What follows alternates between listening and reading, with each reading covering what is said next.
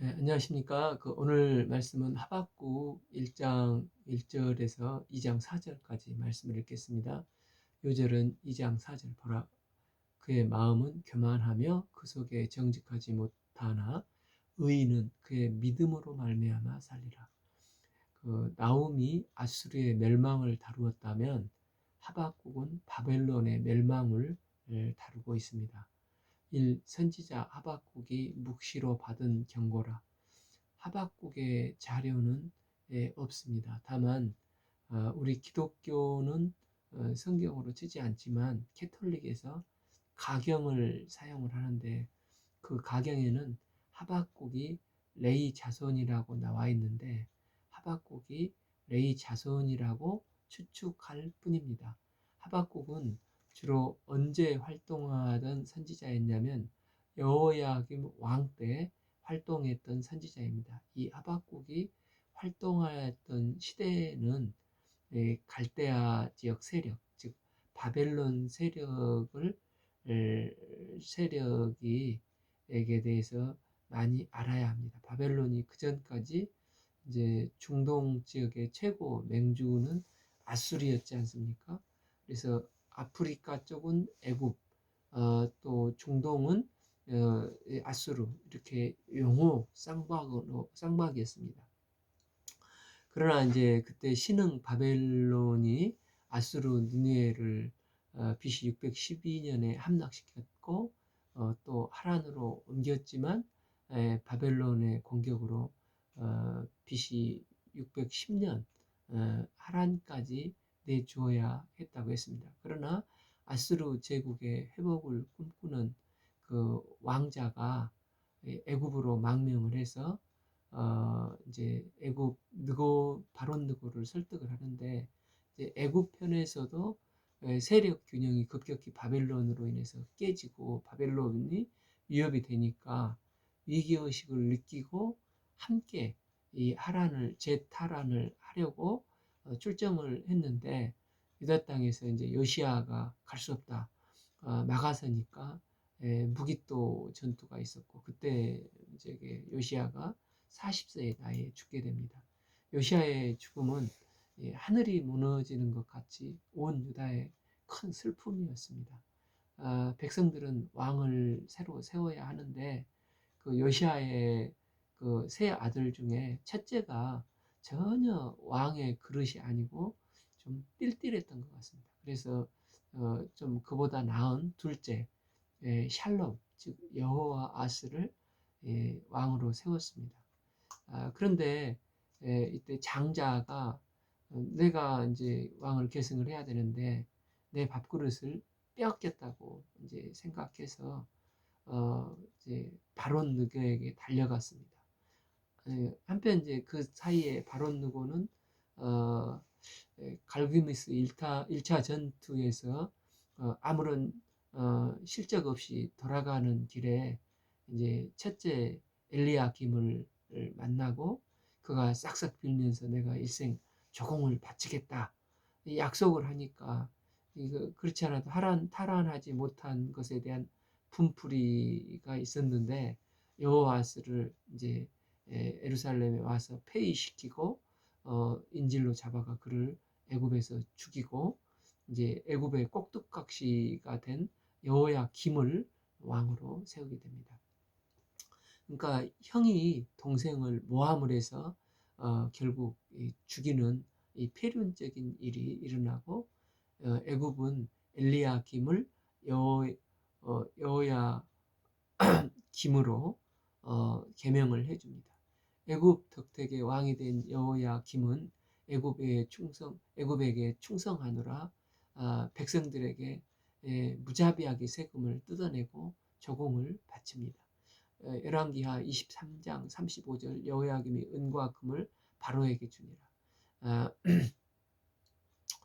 아, 그 여호야김은 선왕의 못된 것만 다 배워서 유다의 그 3대 악한 왕 중에 한 명이 된 것입니다.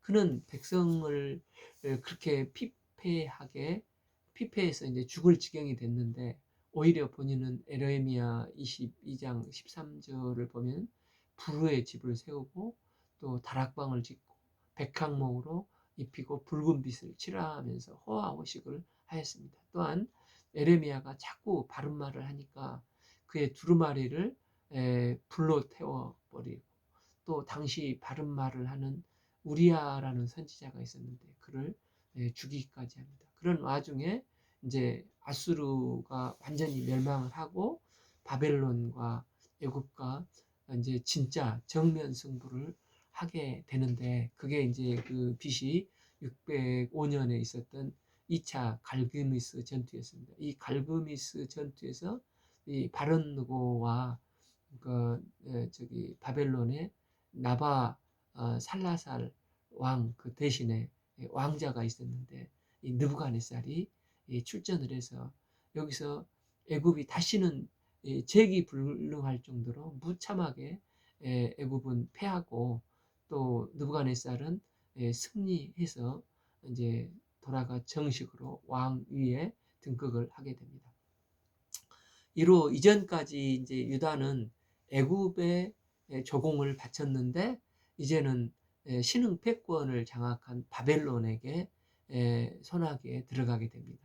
그들이 볼 때 여호야김이 이제 친 애굽파인 것이어서 언제 배반할지 모르니까, 그래서 이제 머리를 써서 유다 포로의 왕자들이나 이 귀족 자녀들을 잡아가는데, 그들을 인질로 잡아놓고 여호야김이 변심을 해서 또다시 친애굽적으로 돌아서면 그 자녀들을 귀족들을 다 먹을 치겠다는 것입니다. 그때 그때가 그 1차 바벨론 포로들인데, BC 605년 다니엘과 그 세 친구들이 거기에 포함됩니다. 그리고 난 다음에 여호야김이 자꾸 또 애굽 편을 들려고 하니까 이 바벨론이 이제 군대를 파견을 합니다. 그래서 이제 그 소식을 듣고 이제 그 군대에 의해서 살해됐다는 설도 있고, 아니면 또 그 신하들이 여호야김을 목을 베어서 군대에 바쳤다는 얘기도 있고, 충격을 받아서 본인이 자살했다는 여러 얘기가 있습니다. 어쨌든 여호야김은 거기서 이제 죽게 되는데, 거기서 여호야긴을 왕으로 세우는데, 여호야긴도 이제 친 애굽을 하니까, 그러니까 여호야김의 아들이죠. 그를 이제 바벨론으로 3개월 만에 끌고 가고, 또 그때 지식인들, 기술자들을 10,000명 정도로 포로로 끌고 가고, 거기에 또그 에스겔 선지자가 포함이 됩니다. 이제 후임으로 셋째 아들인 시드기야가 되는 것입니다. 시드기야도 또 친애굽 성향을 띠니까 아예 이제 3차 침공을 해서 예루살렘 성전을 불태우고, 시드기야 눈으로 보는 앞에서 자녀들의 목을 베고, 이제 다 봤지, 내 눈 필요 없지 하고 시드기야 두 눈을 뽑아서 갈고리로 깨어서 바벨론까지 이제 개처럼 끌고 가서 바벨론에서 죽임을 당하게 합니다. 이 여호야김 시대에 활동했던 하박국의 눈에는 이런 모습들을 다 보면서 견딜 수 없는 아픔이었습니다. 더군다나 그 레위 지파는 경건한 신앙인이었는데 얼마나 참 가슴이 답답했겠습니까? 그래서 하나님은 의로운 왕, 경건하고 훌륭한 왕 요시야는 일찍 데려가 버리시고, 저런 망나니 같은 악한 왕을 참 살려두시고, 저런 못된 짓이란 못된 짓은 다 하도록 방치하는 게 계시는가. 또 그 악한 이 바벨론을 저렇게 참 선민인 국가에 저렇게 찬탈을 하도록 방치를 하시는가. 이렇게 불만이 가득 찬 마음이 하박국 선지자의 마음이었습니다. 그러니까 의문이 드는 거죠. 그래서 전반부는 하박국의 불평하는 기도로 되어 있고, 그 불평하는 것에 하나님이 응답하시는 내용으로 되어 있습니다. 이렇게 여호야김을 잘 알아야 하박국서를 전체를 이해할 수가 있게 되는 것입니다. 그래서 하박국은 여호야김의 못된 짓 하는 자는 죽이지도 않고 평안하고 의로운 자들은 핍박당하고 우리야는 선지자 우리야가 죽임을 당하고 또 성경 두루마리가 불태움을 당하고 이런 일들을 보면서 하나님 앞에 나가서 통탄의 기도를 하게 되는 것입니다. 이 여호와여 내가 부르짖어도 주께서 듣지 아니하시니 어느 때까지니까 내가 강포로 말미암아 외쳐도 주께서 구원하지 아니하시나이다. 3. 어찌하여 내게 이 여로보암의 죄악을 보게 하시며 패역을 눈으로 보게 하시나이까. 겁탈과 강포가 내 앞에 있고 변론과 분쟁이 일어났나이다.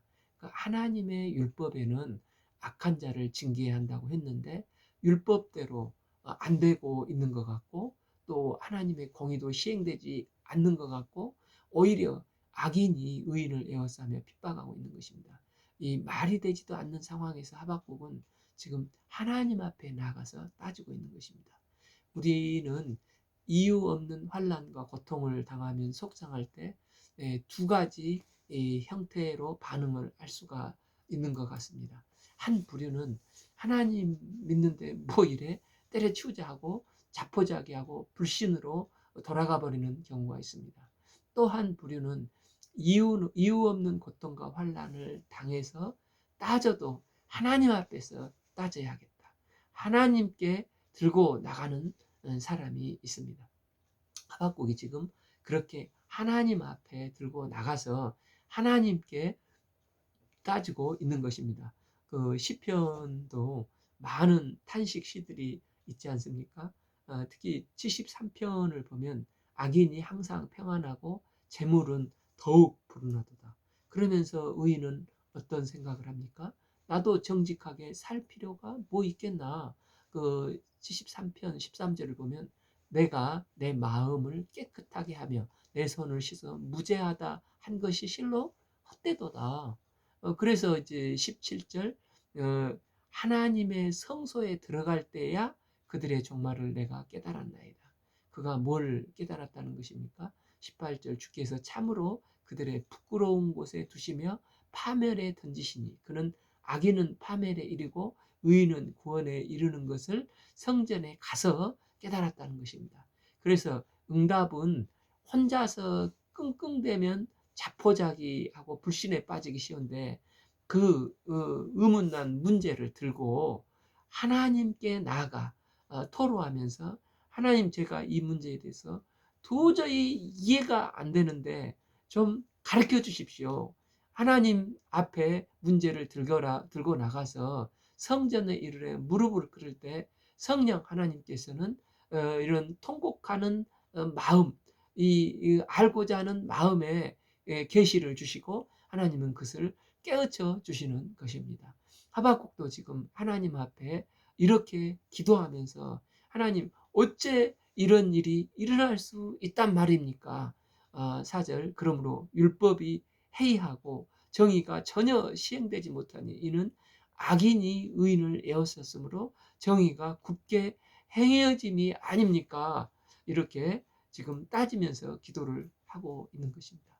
그러니까 하박국의 훌륭한 점은 자기 혼자 끙끙거리지 않고 이 의문점을 이 불이한 이 문제를 도저히 이해할 수 없는 문제를 하나님 앞에 들고 나가서 하나님께 아뢰는데 이 포인트가 있는 것입니다. 이렇게 기도할 때 하나님은 뭐라고 말씀을 하십니까?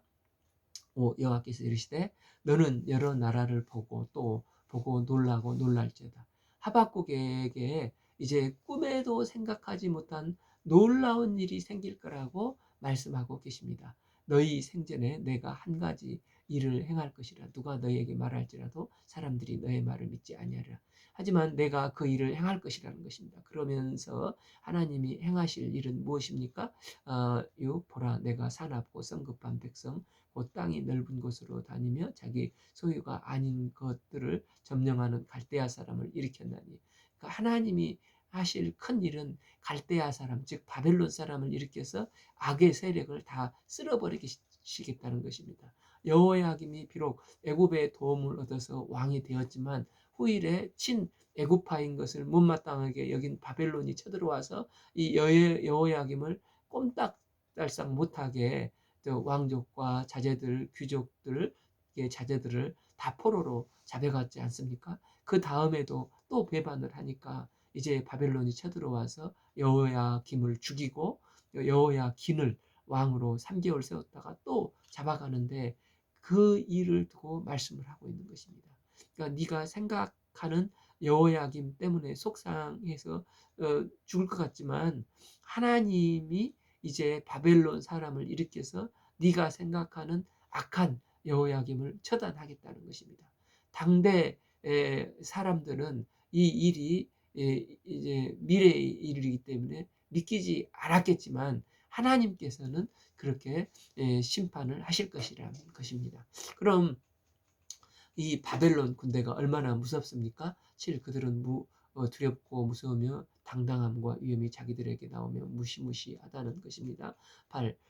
또한 그들이 군마는 표범보다 빠르고 저녁 이리보다 사나우며 그들의 마병은 먼 곳에서부터 빨리 달려오는 마병이라 마치 먹이를 움키려 하는 독수리가 먹이를 낚아챌 때 그 순식간의 그 속도와 같다는 것입니다. 그들은 다 강포 아래 행하러 오는 앞을 행하여 나아가며 사람을 사로잡아 모으기를 모래같이 많이 할 것이요. 그래서 이 바벨론 군대가 쳐들어오면서 아수르도 멸망시키고 아람, 에돔, 모압을 줄줄이 다 무너뜨리지 않습니까? 또한 10절 왕들을 멸시하며 방백을 조소하며 모든 견고한 성들을 비웃고 흉복을 쌓고 그것을 점령할 것이라. 그러니까 암몬, 에돔을 다 무너뜨리는 대단한 그런 존재라는 것입니다. 11. 그들은 자기들의 힘을 자기의 신으로 삼는 자들이라. 이에 바람같이 급히 지나게 행하여 범죄하리라. 그런데 이제 하박국의 마음속에 응답을 받다 보니까 또 하나의 의문이 드는 것입니다. 그래도 여호야김이 처단당하는 것은 이해가 되겠는데 바벨론에 의해서 유다 땅이 짓밟히는 게 이해가 안 되는 것입니다. 왜냐하면 유다 땅은 하나님의 택한 백성의 땅인데 밉거나 곱거나 하나님 백성인데 하나님의 백성을 징벌한다고 동네 이 깡패들을 불러다가 혼내키니 말이 되냐는 것입니다. 다시 말해서 자기 자식이 잘못했다고 혼내는 것은 이해가 되겠지만 왜 하필 동네 깡패를 데려다가 두들겨 패냐는 것입니다. 바벨론은 마치 동네 조폭과 같은 난폭한 자들인데 그들을 통해서 하나님의 백성들을 팬다는 게 비록 하나님의 백성이 잘못을 했지만 이해가 안 되는 것입니다. 그래서 하박국은 이해가 안 돼서 다시 하나님께 따지면서 기도를 합니다. 12. 선지자가 이르되 여호와 나의 하나님 나의 거룩과 신이여 주께서 만세 전부터 계시지 아니하시나이까 우리가 사망에 이르지 아니하리라. 여호와여 주께서 심판하기 위해서 그들을 두셨나이다. 즉 바벨론 사람을 두신 것을 이해를 하겠습니다. 반석이시여 주께서 경계하기 위해서 그들을 세우셨나이다. 여기까지는 하박국도 이해를 하는 것입니다. 그런데 13절부터는 이제 이해가 안 되는 것을 기도를 하고 있습니다. 13. 주께서는 눈이 정결함으로 악을 참아 보지 못하시며 패역을 참아 보지 못하시거늘 어찌하여 거짓된 자들을 방관하시며 악인이 자기보다 의로운 사람을 삼키는데도 잠잠하시나이까. 즉 어떻게 악을 들어쓰셔서 조금 덜 악한 악을 징계할 수 있습니까? 하는 것입니다.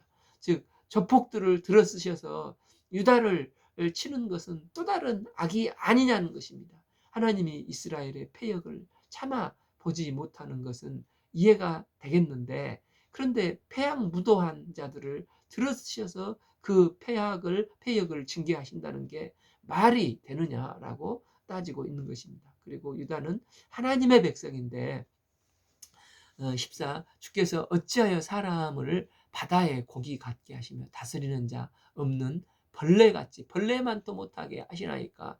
그리고 바벨론 사람들이 와서 시드기야 이제 누나를 뽑고 낚시로 꿰가지고 가지 않습니까? 그래서 15절 그가 낚시로 모두 낚으며 그물로 잡으며 투망으로 모아가지고 그리고는 기뻐하고 즐거워하는데 이게 말이 되냐고 하박국은 하나님께 따지고 있는 것입니다. 16 그물에 제사하며 투망 앞에 분향하오니 이것은 그것을 힘입어 소득이 풍부하고 먹을 것이 풍성하게 됩니다.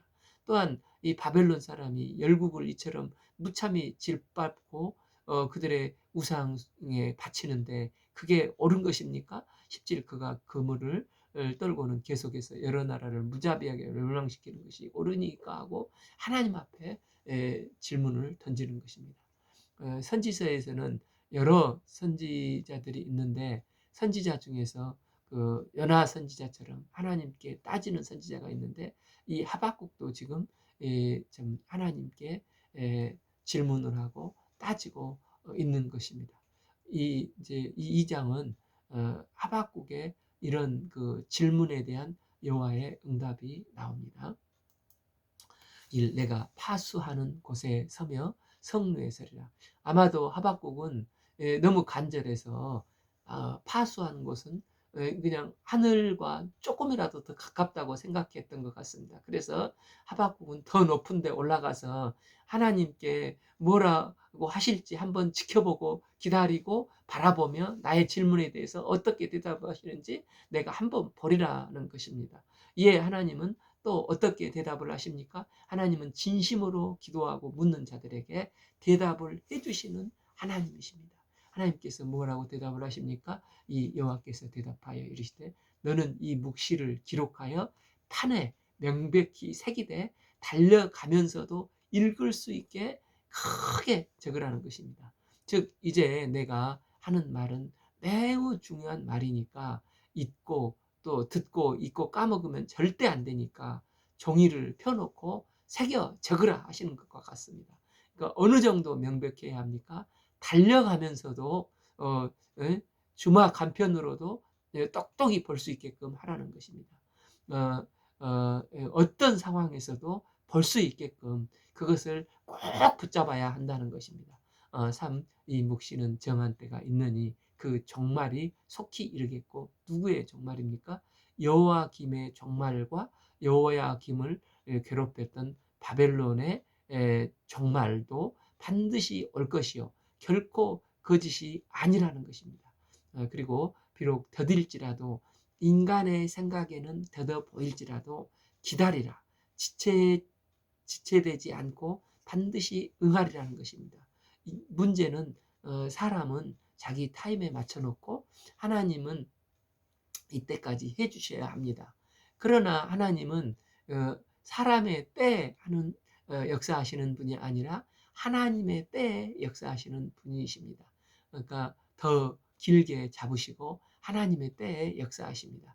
그래서 그러니까 속히 응하실 때도 있지만 하나님께서 하나님의 주권대로 가장 좋은 때에 역사를 하십니다. 그래서 하나님은 더딜지라도 기다리라는 것입니다. 그리고 내 때가 되면 더 늦지도 바르지도 않고 그때는 정확히 응하겠다는 것입니다. 하나님은 주님의 시간에 즉 in his time에 역사를 하시는 분이십니다.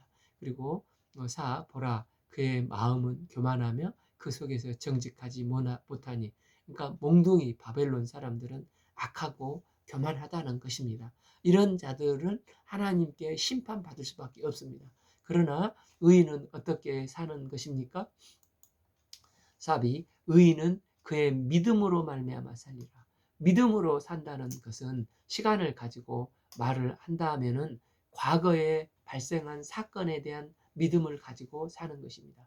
예수님께서 2000년 전에 나의 죄를 위해서 십자가에 돌아가셨고 그것은 내 죄 때문입니다. 그래서 나는 십자가의 은혜로 용서를 받았다 하면서 현재 주님의 은혜에 감격해서 눈물이 주르르 흐르며 감격의 찬양을 부르는 것입니다.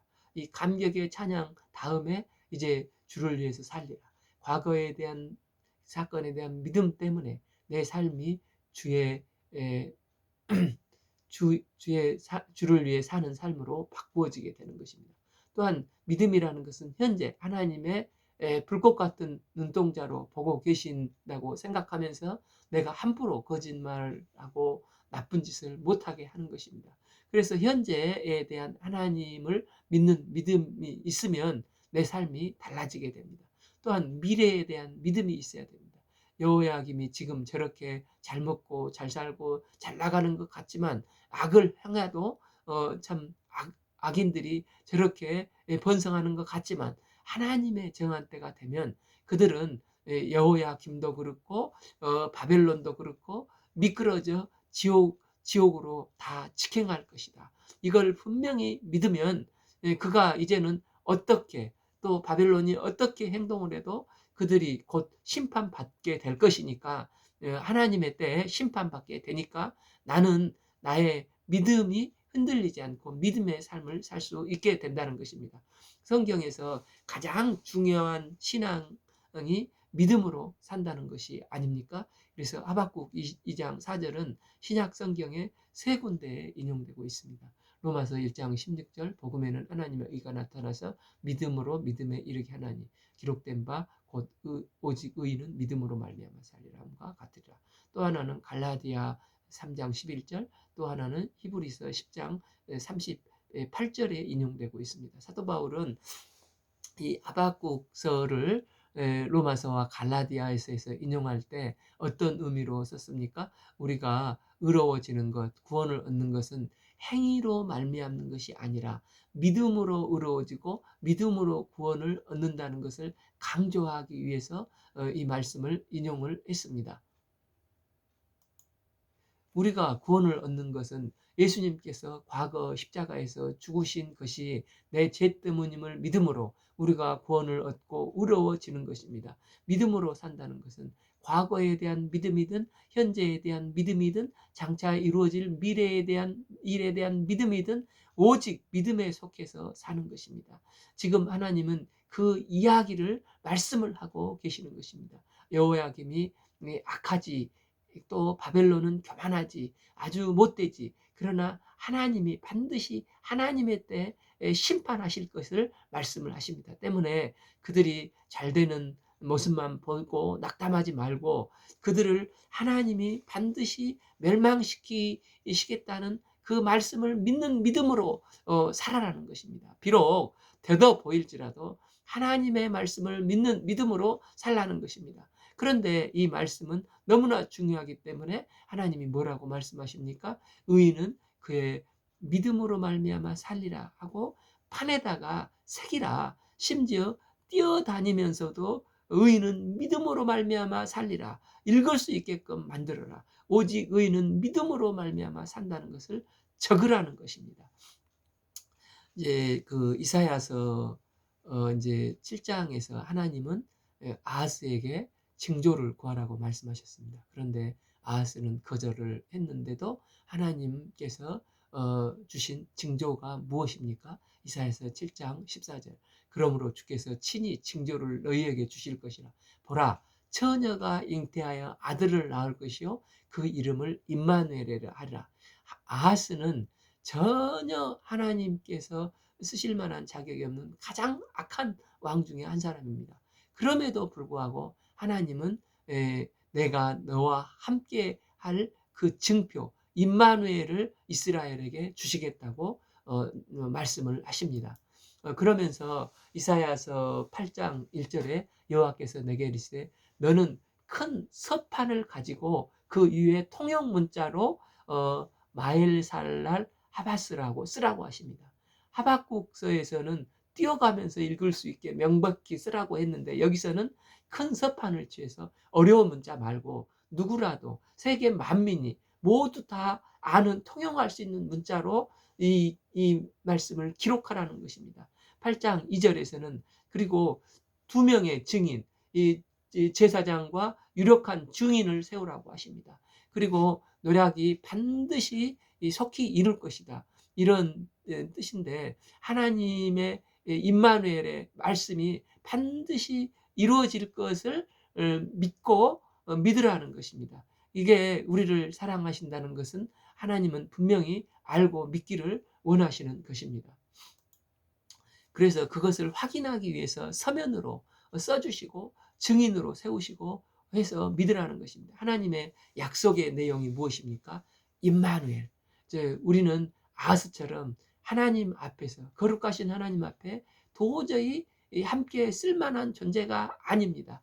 그런 자격 있는 사람이 결코 아님에도 불구하고 하나님은 너는 나는 너와 함께 할 거야. 임마누엘 하십니다. 또 너는 내 백성이 될 거야. 나는 너의 하나님이 될 거야. 그건 못 믿겠냐? 그럼 서판에 적어. 그리고 증인을 세워. 뛰어가면서도 읽을 수 있게 크게 적으라. 이게 이제 됐냐 하시는 것입니다. 이게 하나님이 우리를 향한 사랑의 방법이십니다. 지금 하박국에도 이런 방식으로 말씀을 하고 계시는 것입니다.